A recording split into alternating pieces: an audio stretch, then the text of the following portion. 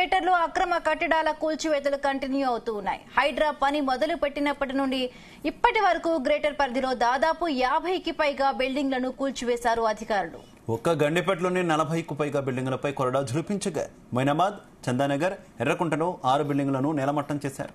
ఇక నిన్న చిత్రపురి కాలనీలో 7 విల్లాలను టార్గెట్ చేసిన అధికారులు పూర్తిగా నేలమట్టం చేశారు.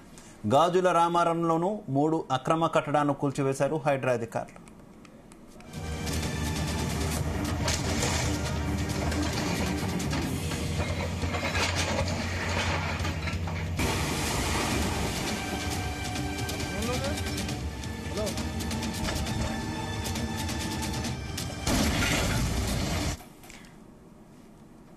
రైట్గా అక్రమ కట్టడాలపై హైడ్రా అధికారులు దూకుడు పెంచారు. రైట్, దీనికి సంబంధించి మరిన్ని పూర్తి అప్డేట్స్ మా క్రైమ్ బ్యూరో చీఫ్ రవితేజ అందిస్తారు. రవితేజ, హైకోర్టులో ప్రదీప్ రెడ్డి అనే వ్యక్తి చేసినటువంటి పిటిషన్ ఈ రోజు హైకోర్టులో విచారణ జరిగింది.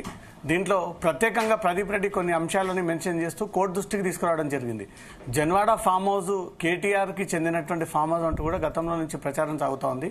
దాని పక్కన ఆనుకొని ఉన్నటువంటి ఉస్మాన్ సాగర్, హిమాయత్ సాగర్, గండిపేట ప్రాంగణంలో ఇప్పటికే హైడ్రా కూల్చివేతల యొక్క ప్రక్రియ పూర్తిగా కంప్లీట్ అయింది.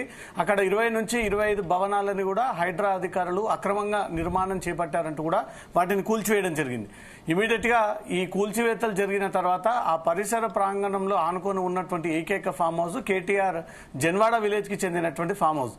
ఇదే ఫామ్ హౌస్ పైన గతంలో ప్రతిపక్ష హోదాలో ఉన్నప్పుడు ప్రస్తుత సీఎం రేవంత్ రెడ్డి గతంలో టీపీసీసీ ప్రెసిడెంట్ గా ఉన్నప్పుడు Janwada farm house illegal construction అని, అది చెరువులోకి వచ్చినటువంటి కన్స్ట్రక్షన్ అని, చెరువుని కబ్జా చేసి గతంలో కట్టినటువంటి ఈ జన్వాడ ఫామ్ హౌస్ అంటూ కూడా గతంలో రేవంత్ రెడ్డి టీపీసీసీ ప్రెసిడెంట్ ఉన్నప్పుడు అక్కడ డ్రోన్ కెమెరా ఎగరవేసి ఆ డ్రోన్ ద్వారా అక్కడ ఉన్నటువంటి చిత్రీకరించి ఆ వీడియోలంతా కూడా మీడియాకి రిలీజ్ చేయడం జరిగింది.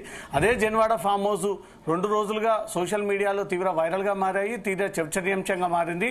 అన్ని వాటిపైన దృష్టి పెట్టినటువంటి హైడ్రా కేటీఆర్ కి చెందినటువంటి జన్వాడ ఫామ్ హౌస్ పైన ఎందుకు దృష్టి పెట్టలేకపోతా ఉన్నారు అంటూ కూడా హైడ్రా కమిషనర్ ని నేరుగా సోషల్ మీడియా ద్వారా క్వశ్చన్ చేస్తా ఉన్నారు. ఎట్టకేలకు ఈ ప్రచారం పైన కేటీఆర్ టీం మెంబర్స్ అందరు కదిలి వచ్చారు. కేటీఆర్ టీం మెంబర్సే నేరుగా హైకోర్టులో అప్రోచ్ అయ్యి ప్రదీప్ రెడ్డి అనే ఒక వ్యక్తి బిల్డర్, రియల్ ఎస్టేట్ వ్యాపారి హైకోర్టులో ఒక పిటిషన్ దాఖలు చేస్తూ కేటీఆర్ కి సంబంధించినటువంటి ఈ ఫామ్ హౌస్ ని కూల్చివేయ కూడా తమకు స్టే ఇవ్వాలంటూ కూడా హైకోర్టులో ఒక పిటిషన్ దాఖలు చేశాడు. సర్వే నెంబర్ తో మెన్షన్ చేసి మొత్తం ఎన్ని గజాలలో ఇది కట్టడం జరిగింది, ఎంత ఆ స్క్వేర్ యార్డ్స్ అక్కడ ఉంది అనే ఒక పూర్తి విషయాలు కూడా దాంట్లో మెన్షన్ చేయడం జరిగింది. దాంట్లో 311 సర్వే నెంబర్ ప్రకారంగా, కొత్త సర్వే నెంబర్ ప్రకారంగా 311/A సర్వే నెంబర్లో 10 గుంటల భూమికి సంబంధించి మొత్తం 1280 స్క్వేర్ యార్డ్స్ లో ఈ భవనాన్ని గ్రామ పంచాయత్ లేఅవుట్ ప్రకారంగా అంటూ కూడా ఆ వివరాలు, ఆ ఫోటోలు, ఆ సర్వే మ్యాప్లన్నీ కూడా జతపరిచి హైకోర్టులో పిటిషన్ దాఖలు చేయడంతో కోర్టు ఇంతకు ముందే ఆ పిటిషన్ ని పరిశీలించి రేపటి వరకు కేటీఆర్ జన్వాడ ఫామ్ హౌస్ ని కూల్చివేయకూడదు అంటూ కూడా కోర్టు స్పష్టమైనటువంటి ఆదేశాలు ఇంతకు ముందే జారీ చేసినట్టుగా తెలుస్తుంది. దాంతో పాటు హైడ్రా లీగల్ స్టేటస్ ఏంటి అంటూ కూడా కోర్టు ప్రశ్నించిన సమాచారం అంటుంది. ఎందుకంటే హైడ్రాకి